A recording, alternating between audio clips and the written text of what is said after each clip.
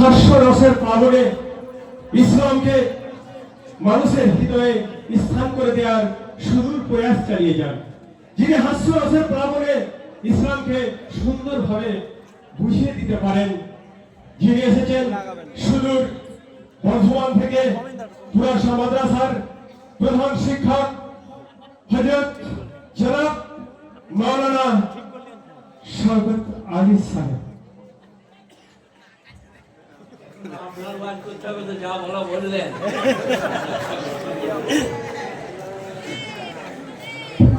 সিনেমার যারা ভাষ্যকার তাদের থেকে আপনি দারুণ বললেন গো।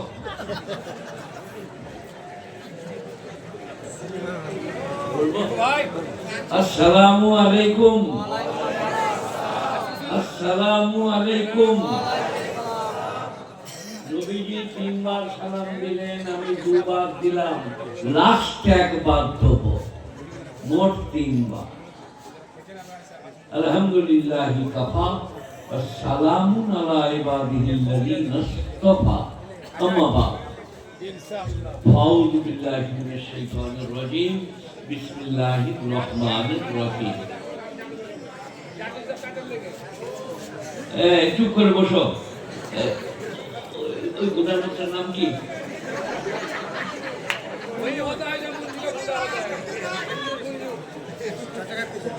একজনা বলছে একজনাকে মরবি না কি রে, বলছে ইনশাআল্লাহ। তো ইনি যে কি ইনশাআল্লাহ বললে আল্লাহ।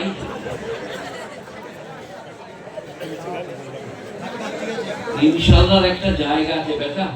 হ্যাঁ, এই ঠিক গেল, খুতবা পড়েছি, সালাম দিয়েছি, এরপরে কোরআন পড়বো। আলহামদুলিল্লাহ কাফা সালামুন আলা ইবাদিহিল্লাযিনা ইসতাফা, এটা খুতবা 14 করে হয়েছে। বলুন, কিছু বলছেন? না না,